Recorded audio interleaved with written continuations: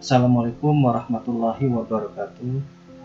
Jumpa lagi dengan saya Mulyadi SPD. Dalam kesempatan kali ini saya akan menjelaskan materi tentang trigonometri, yaitu bab yang ketujuh untuk part yang pertama.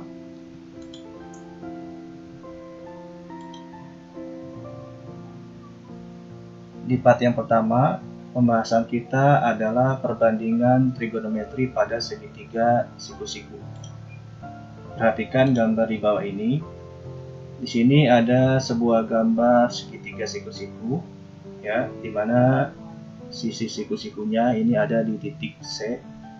Kemudian di sini ada sudutnya, ini sudut alfa derajat, ya seperti ini. Jadi untuk materi trigonometri itu pasti berhubungan dengan segitiga, ya, karena dari kata-katanya trigonometri ini tri itu artinya 3, berarti nanti berhubungan dengan segitiga. A ini adalah sisi depan, kemudian B nya ini adalah sisi samping, dan C adalah sisi miring atau hipotenusa. Jadi yang perlu kalian hafalkan adalah yang ini, ya. Jadi A ini sisi yang ini namanya sisi depan, kemudian ini samping, kemudian yang ini sisi miring. Hubungan antara A, B, dan C itu sesuai dengan teorema Pythagoras, yaitu C kuadrat sama dengan A kuadrat ditambah dengan B kuadrat. Ya, jadi materi Pythagoras ini kalian sudah pelajari pada waktu SMP kelas 8. Tinggal kalian ingat-ingat lagi. Perbandingan trigonometri antara sisi-sisi pada segitiga siku-siku didefinisikan sebagai berikut. Yang pertama adalah sin A atau sinus alfa atau sin A. Itu perbandingannya adalah sisi depan berbanding dengan sisi miring atau disingkat demi. Depan berbanding dengan miring. Kemudian yang kedua cos alfa derajat atau cosinus, disingkatnya cos alfa derajat. Perbandingannya adalah sisi samping berbanding dengan sisi miring atau disingkatnya sami. Kemudian yang terakhir adalah tangen alfa derajat, ya, disingkatnya tan alfa derajat. Perbandingannya adalah sisi depan berbanding dengan sisi samping atau disingkat desa. Untuk lebih jelasnya kita perhatikan contoh di bawah ini. Perhatikan gambar di bawah ini. Di sini ada gambar segitiga siku-siku, ya, di mana sisi depannya ini sama dengan 3, kemudian sisi sampingnya 4. Nah, sisi miringnya ini belum diketahui, masih disimbolkan dengan X. Pertanyaannya, berdasarkan gambar di atas, tentukan yang pertama nilai X-nya, kemudian yang B sin alfa, yang C-nya cos alfa, dan D-nya tangen alfa. Jadi untuk menentukan perbandingan sin, cos, dan tangennya itu kita harus mencari sisi yang belum diketahui, ya. Jadi dengan kata lain, ketiga sisinya ini harus diketahui, ya. Jadi kalau ada sisi yang belum diketahui itu bisa kita cari dengan menggunakan teorema Pythagoras.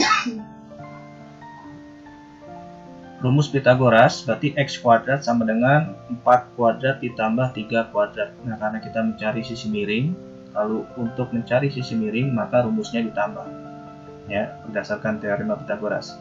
Maka rumusnya menjadi X kuadrat sama dengan 4 kuadrat ditambah dengan 3 kuadrat.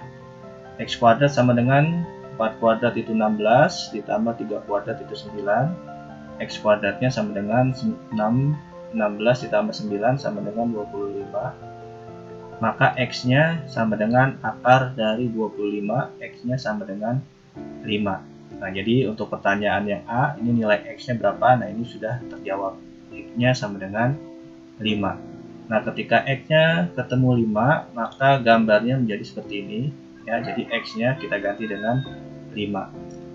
Nah, kalau ketiga sisinya sudah diketahui, baru kita bisa mencari perbandingan sin, cos, dan tangennya.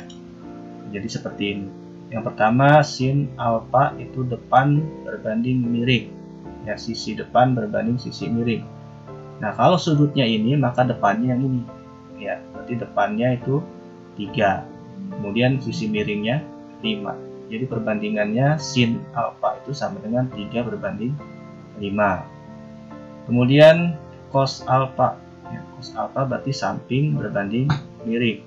Sampingnya 4, miringnya 5, berarti 4 per 5 perbandingannya. Yang terakhir tangen alfa. Tangen alfa rumusnya depan berbanding samping. Depannya 3, sampingnya 4. Ya, berarti perbandingannya adalah 3 berbanding 4. Ya, seperti itu aja untuk contoh yang pertama.